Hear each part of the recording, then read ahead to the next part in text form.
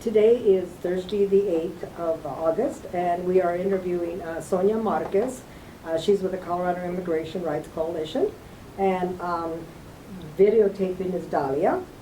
And today we're going to talk to Sonia a little bit about her own personal life. Sonia, where were you born, and when and where were you born? I was born here in Longmont, 1982, so I'm 31 years young. Okay. And where were you born? I mean, you were born in Longmont, but were you born in the hospital? Yeah, I was born in the hospital. Longmont Yep. United? Or? Longmont United Hospital, where my mother was actually born in Longmont United Hospital as well. Okay. Tell us a little bit about your family history. You know, I know that you were born here. Sounds like your mother was born here. Give us a little history of your family in general. Yeah, definitely. My mom was born, like I said, here in Longmont. She's been a lifelong Longmont resident. I'm born, raised, reside, probably will die here. My dad is from Babicura, Chihuahua. He's a ranchero, vaquero from Mexico. And he came over when he was real young. He was 19 years old. And he came across with his brother. And, you know, he settled here in Longmont and worked out in farms and construction and, you know, anywhere he can get a job. My grandparents actually settled in Longmont in the early 1930s, 1932. They were both from New Mexico. My grandma, Leona Vela, she was born in Raton, New Mexico, and was the oldest of a big family. And my grandpa was born in Clayton, New Mexico in 1909. And my mom has shared stories of my grandpa coming over to Colorado in a covered wagon in 1909. Yeah, so it's pretty neat to hear those stories. But I take a lot of pride in my family and how long that we've been living in Longmont. My grandma has shared a lot of stories with us growing up, and my grandmother is somebody who is very, very, very important to me and to my family. This is a photo that was actually drawn of her after she had passed away. She passed away in 2002, and she was just the matriarch of our family, the rock of our family. And she's the one who I feel like has really moved me to be involved in the work that I do right now. Her sharing her stories of her struggles here in Longmont growing up. She would share, her stories of, walking up and down Main Street and how her and her brothers and sisters were treated with signs on Main Street that would say no dogs or Mexicans allowed, white trade only. And she would talk to me about just how it was living in the Depression and the things that they would have to do and how hard they worked out in the fields. My grandmother had a 3rd grade education, and my grandfather, John Borrego, he had a 1st grade education, and so they worked really hard in the fields, in the farms. My grandpa worked in meat packing for a really long time. And so they had a big contribution to Longmont, and we they raised their families here. My grandmother had 5 girls, and so my mom had 4 girls, and so yeah. So you have 3 siblings, and they're girls. Yes, my youngest sister passed away in 1988. Yeah, she died of SIDS, and so that was a difficult time for us. I was young. I was about 7. But we've always lived in South Longmont. We went through the school system here, and we... What are your memorable memories, if you will, for high school and or college memories? Can you share some of those? Yeah, I think that when I was growing up, it was a struggle for me. Growing up Mexican American, I've always struggled with how to identify, because a lot of times from my Mexican family, I would be made fun of for the way I speak Spanish because English was my first language, or my family who's been generations of American citizens, they don't really carry the same traditions as like my dad's family would. And so it was always a struggle for me, and I always knew that culture was really important to me. And I think growing up, I went to predominantly white schools. What And schools did you go to? I went to Burlington Elementary, Okay. Sunset Middle School, and I was supposed to go to Niwot High School, but I kicked and screamed because I wanted to go to school at Skyline, because Skyline had more Latino population. Right. And I feel like I always was like an outcast in my elementary schools. I always knew I was different. I remember, being in 3rd grade, and all of a sudden on Cinco de Mayo, the teacher would all of a sudden make me the expert and just ask me to, kind of point me out and ask me, to do and show and tell. And so, I mean, sometimes, I would take pride in that, but it was sometimes hard because I didn't know a whole lot of the history. And so it was kind of like looked at as like being different. I think middle school was probably the hardest time for me, because in middle school, I really struggled with identity, like, a lot of middle schoolers do in the adolescence, like throughout time, especially nowadays, just really struggle with identity and how to identify. And, I started taking a lot of pride into like the Chicano culture and embracing the Chicano side of me. I remember meeting a presenter. I started getting involved in 8th grade, the end of 8th grade, going into 9th grade, in a youth group through the Longmont Youth Center called It's About Youth. And it was a program that really just helped me embrace my identity and who I was. I explored my culture through art, through music, through dance, through food, through poetry, and that really helped move me and helped me get a sense of who I was and that sense of pride that I wasn't surrounded with in middle school. I just know that like I didn't feel comfortable in middle school. I did really bad in middle school. I got into a lot of trouble. I experimented with a lot of things that I shouldn't have, but it was a hard time for me. And so the decision to not go to Niwot was it was a big deal.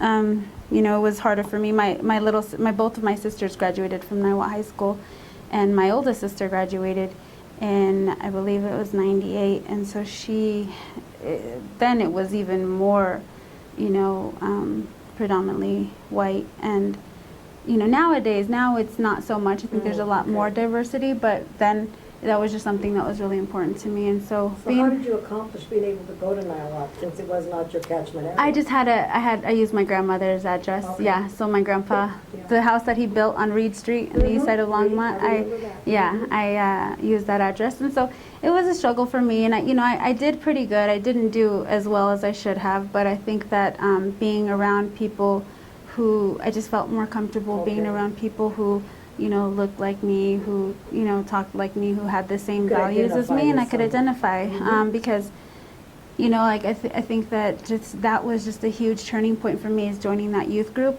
and having Norma Huerta Kelly, who was a counselor there at the time, just really helped introduce me to what culture was and the importance of it. And I honestly feel like that has changed my life, and it resonates with the person that I am today and the work that I do, and the involvement that I have with youth. What about college? Yeah, so I took my first college class my senior year, which was 2000, and it was at Front Range. And I feel like I did a lot better in college than I did in high school. I think I was more focused. Again, I found myself in a classroom with predominantly white folks, which was fine. It always is more comforting when you have people who you can relate to and who are open. But it wasn't horrible. I started college at Front Range, and I continued on, and I went on and transferred to Metro State. In 2008, I was wrongfully fired from the Longmont Youth Center. It was very unfair. It was a very hard time for me. I worked at the youth center for 6 years as a part-time temporary status employee. because I was just so passionate about the work that I did with the youth. That was a really hard hit for me because I gave so much to that center. It's still very sensitive to you, isn't it? Yeah. It's your passion sounds like you're working with kids. Oh yeah, I've worked with kids since I was a youth, and I think that what Norma did with me joining that youth center and joining that, It's About Youth group, that just changed my life, and everything I learned from her. When I worked there for those 6 years, I said, that's what I want to do for these kids, because I know that that's what works. You knew what happened with you, and so it reflected on what you wanted to do for other kids. Yes, so yeah, and I did the same things. Like I really empowered youth through education. I had a College Quest group, and I took a lot of, Latino, Chicano, Mexican, youth out to these colleges. I had a poetry group and took them to a Café Cultura every month. And I took them to, theater. We did a lot of work with Su Teatro in Denver. Introduced them to Cesar Chavez and, just, amazing people who've made a big difference in our culture. Because I feel like by them learning about their culture, these things you don't learn in school. And the only reason why I learned them was, going into college, taking basic Chicano studies or taking ethnic studies. At Metro, my major was human services with a concentration on high-risk youth. And so back to college, once I was fired from the youth center, I decided to go to college full-time. And so I started studying. That major was human services with a high-risk concentration on high-risk youth, and that's where my passion is. But during my last year, before I started my last year, I started getting involved. I was asked to volunteer for the Colorado Immigrant Rights Coalition and the national campaign, which was Reform Immigration for America, and that really pulled me out of school and away from school. So I'm temporarily a college dropout for right now, not forever. So how far did you go? I've completed 3 years. Yeah, I have my so you have one more year. One more year to go. Well, so and I'll get back. I'll get back. And what brings me a lot of pride is seeing a lot of the youth that I work with at the youth center, kids that I've helped, with their FAFSA. I have Joe Duarte, who I remember sitting down with him the old school way, filling out his FAFSA and getting him and apoyándolo, to get into college, and he just graduated college. Wonderful. And and there's many stories like him, and so it brings me great pride. And I know that losing my job at the youth center has helped push me into a bigger direction. Sometimes things happen for a reason. It does, and it really opened my eyes to just the way certain structures are, and how people in positions of power can really sometimes abuse their power, and are really out of touch with what's happening in the community, and how things can really work. But I think that at that time, it was in 2008, the kids, they just came out and they were standing on the corners and having signs that say "Honk for Sonia," or they went to city council, and there was 100 kids who went up there in front of city council, and I think that's the first time that I had ever seen them in action on their own, and and taking a stand for what they felt was unjust. And so what you worked with them around came to flourish. I think so. It became a reality. Yeah, and it did, and it really did, and it's beautiful because I'm so blessed that I'm able to do that now. Yes. I'm doing the same thing, it's for a specific cause, that really impacts these kids and their families and our communities, but it's the same kind of things. And so talk a little bit about what your organization does and what is your function, what is your role? Great, so I started out volunteering with CIRC, and I was invited. They said, hey, do you want to go to Miami for a training? And I was like, yeah, when do I pack my bags? Let's go. And so it was Julie Gonzalez, who I had met through Café Cultura. I had mentioned that I would take kids every year for 6 years to an open mic night in Denver.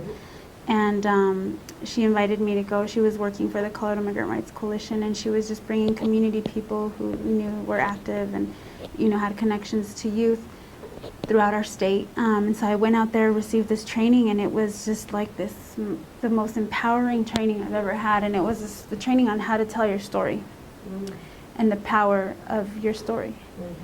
And when I got there, it's like, well, I don't really have a story, an immigrant story. I'm not, I know it impacts my family and friends and, kids that I work with.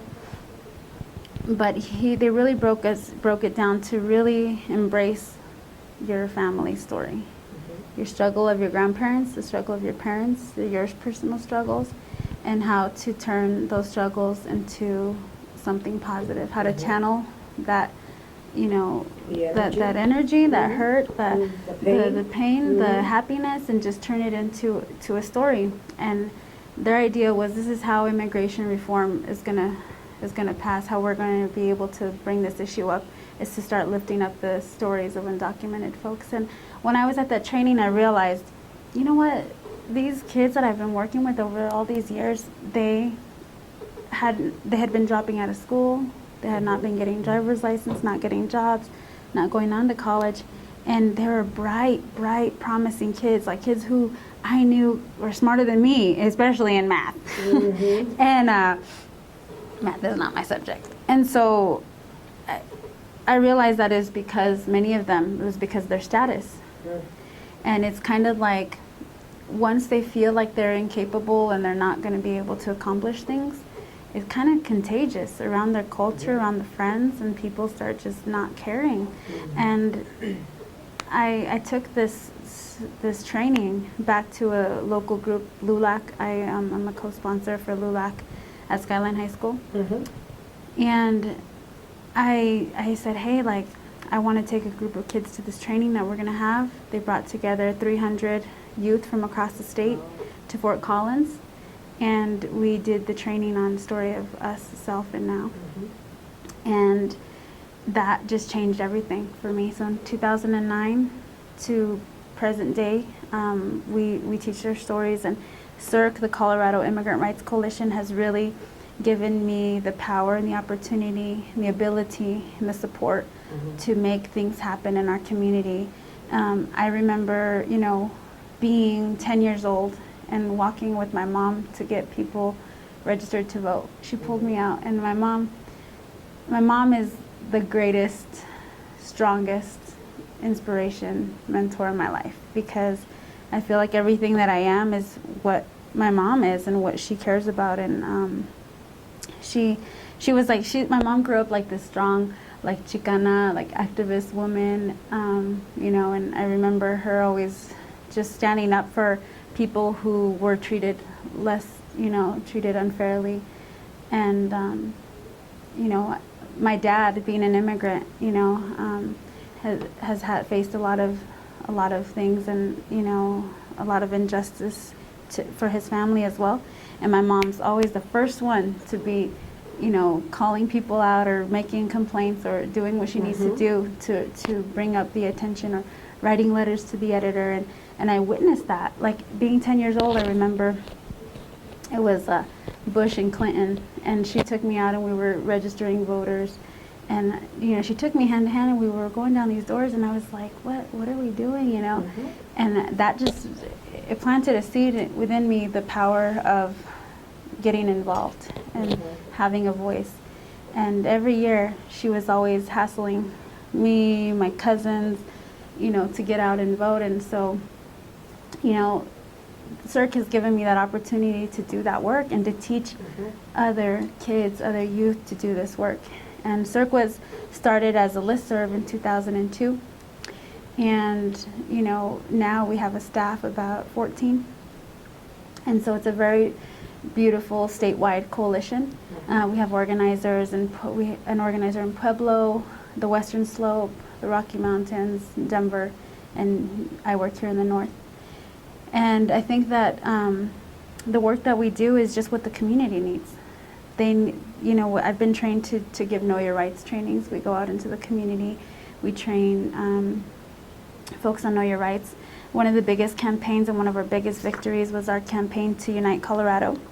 And in this campaign, we documented abuses that were happening where police and immigration were working together throughout the state. Okay. And in this, during this campaign, we were able to document people's stories of things that were happening. And in turn, we were able to take away one of the most anti-immigrant laws that our state held since 2006, which was SB 90. So we were able to repeal that. We called SB 90 our Colorado's Show Me Your Papers law. Mm. And so we were able to repeal this law. And you know, we've been able to do many things this year. And I feel I've been with CIRC for 4 years. And I felt like the first 3 years was like loss after loss, because we were just really trying to fight against anti-immigration laws. Remember last year we were fighting against 11 anti-immigrant laws. People were wanting to, in 2010, people were wanting to duplicate what Arizona was doing, and we were at the Capitol just battling. There was nothing pro-immigrant, and this year we successfully were able to repeal SB 90, and that was our campaign. We supported being able to pass asset for undocumented students and state tuition for undocumented students, and that had been a 10-year battle. And we also worked with the driver's license campaign to pass driver's license for all. And so those are major victories in our state. And what CIRC has been able to do is just help activate our communities out in places who are not Denver. Denver is so rich with organizations and support. Right. And you know, I get to go out into rural communities or here in Longmont, and it just brings me so much pride to be able to walk up and down Main Street, where at one time my grandma shared stories with me that people were like, no dogs or Mexicans allowed, white trade only. And we just had a campaign to sign up small businesses in support of immigration reform with a pathway to citizenship. And I had many big businesses on Main Street sign in favor of immigration reform with a pathway to citizenship. So what you've done, you feel like the impact, it has demonstrated an impact in this community, locally, the community you've grown up in. Yeah, So it has made a difference.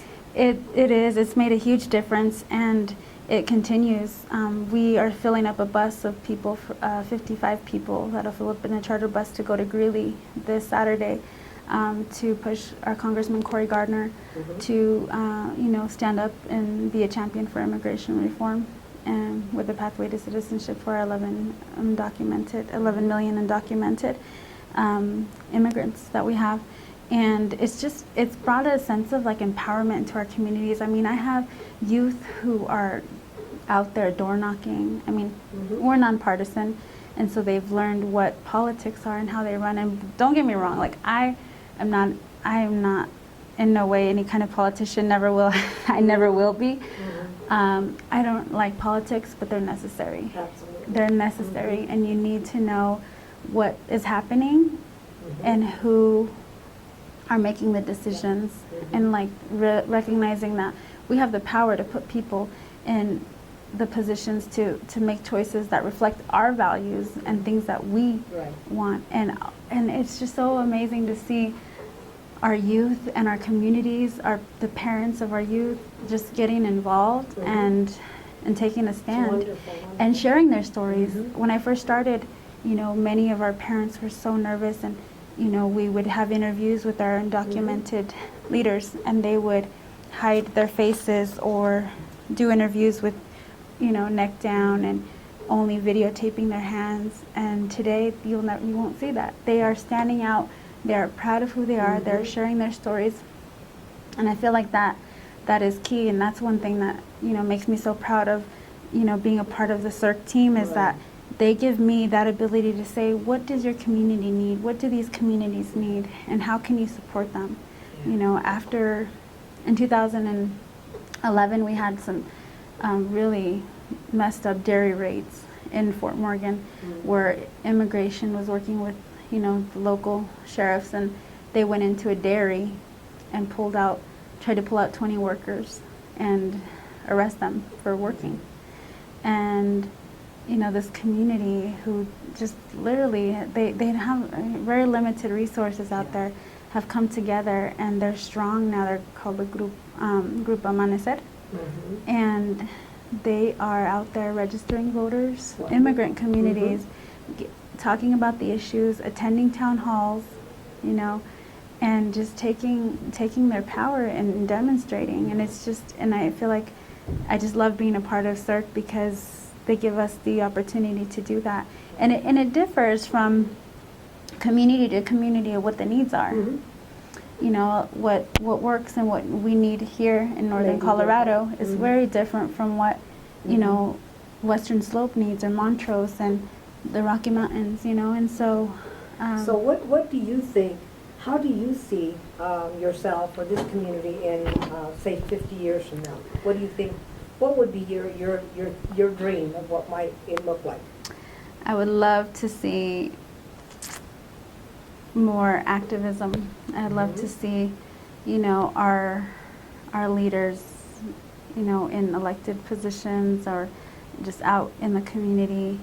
My dream is to have a cultural center in Longmont. Like, And what would it look like?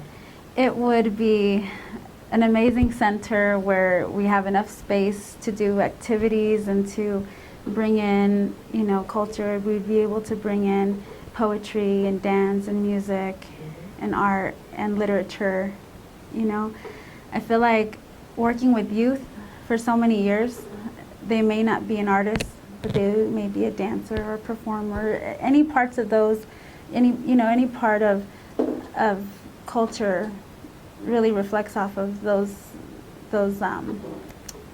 elements of culture. Mhm. You know, food, music, dance, Mhm. art, theater, you know, literature, and a place where our community can come and explore those things and learn education. Mhm. And you know, I'd see us being more inclusive in our community. I foresee us, you know, I plan on living in Longmont my entire life. I plan on raising a family here someday. I'm too young for kids. I am too young to be married. You're too busy. I'm too young to have kids. People say, why don't you have kids? I'm too young right Good now. for you. But I just see us being more accepting, more Good. diverse. You know, I feel like here in Longmont there's a lot of festivals and there's a lot of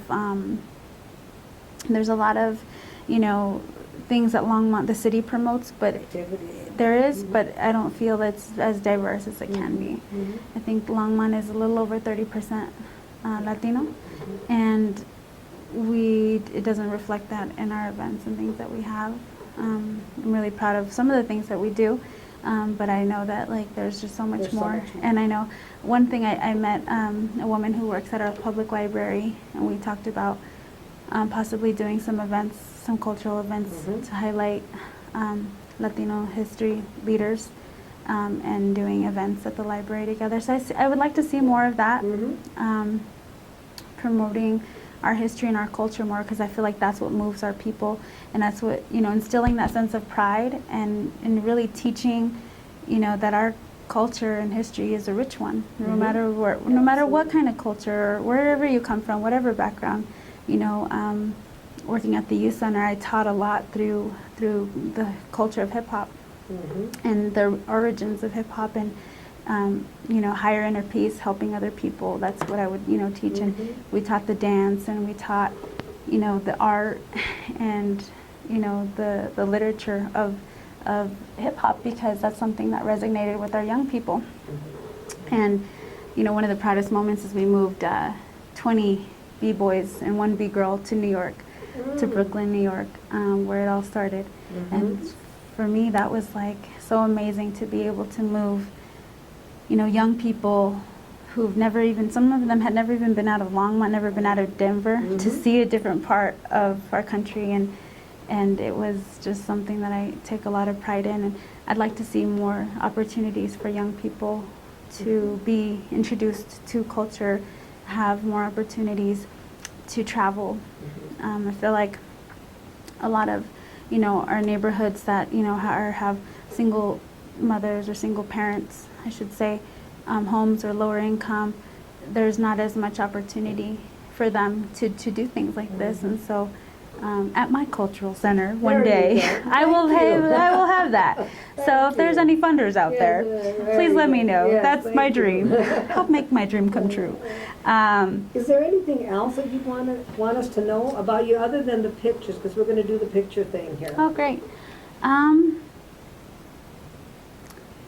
Did I miss any of the main questions? I think we pretty much covered all the I questions. talked about school. I talked about your work, school, what your kind of work your we have. education, your family, I think we pretty much covered them. Unless you have something else you'd like to share. I think the importance, I feel I'd just like to talk a little bit more about the importance of sharing stories and encouraging our younger generations to know their stories, to learn their stories, and to share their stories.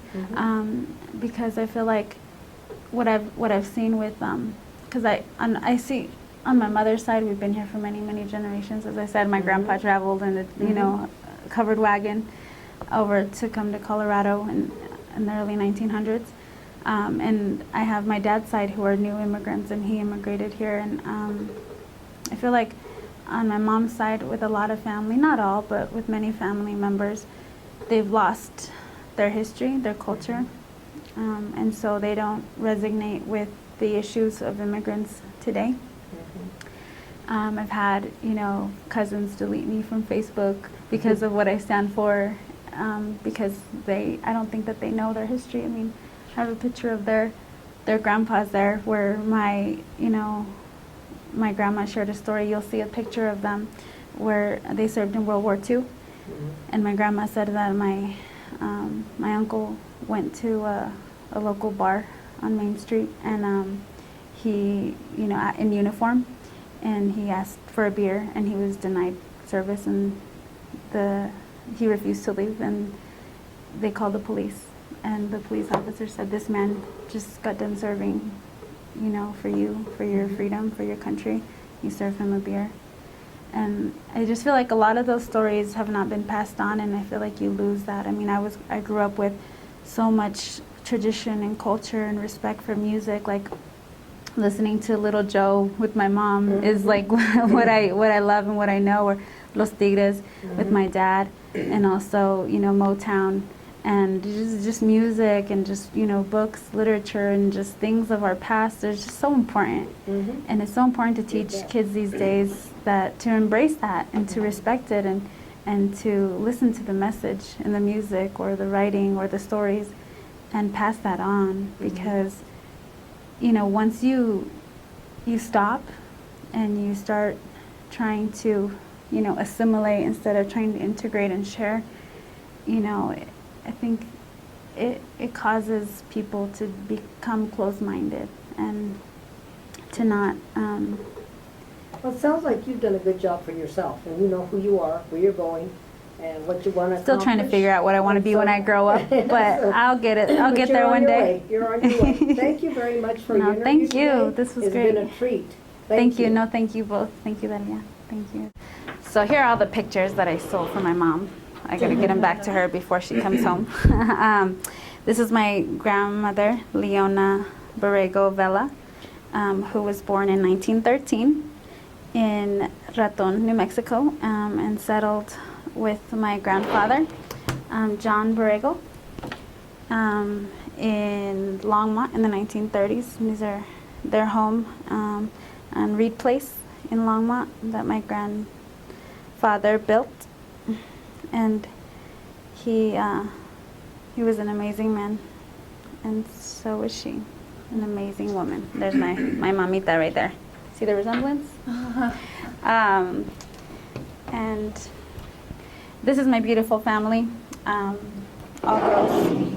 My youngest baby sister passed in 1988, so she's our little angel. But my sister Socorro, Monica, my mom Linda, my little niece Lindita, and my dad Ubaldo Marquez.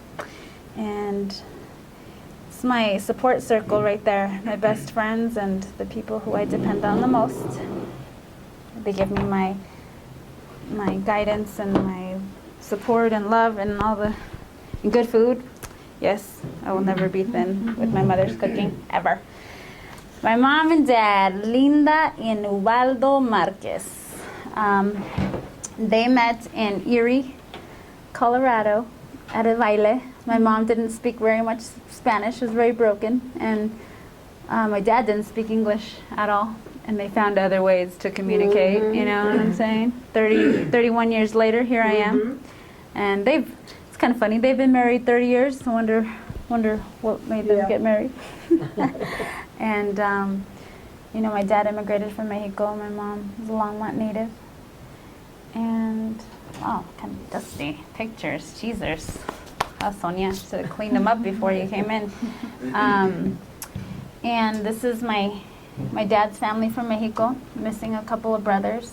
There's 11 kids altogether. My abuelita Socorro, my abuelo Manuel Marquez. And this was in Bavicora, Chihuahua, and there's my dad right there.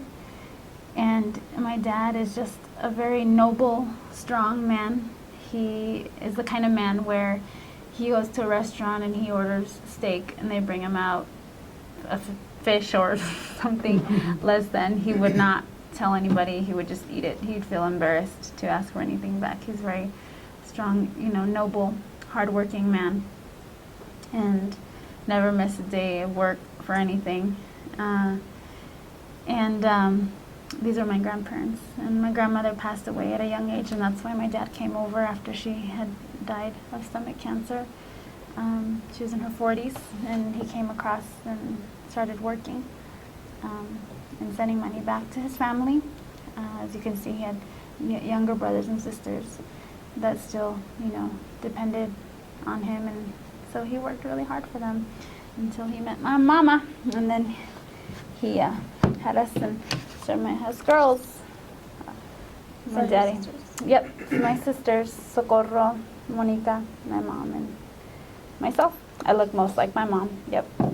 And so, oh, and this was a picture that was passed on from my grandma of her brothers, my uncles who all served in World War II.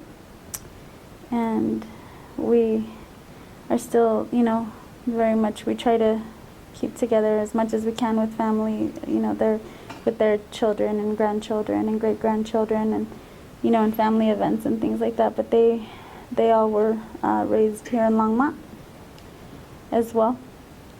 And so, very proud of them. My Uncle Sandy, my Uncle Merce, Cruz, my Uncle Vic. So, those are them. And that's my family. Thank you.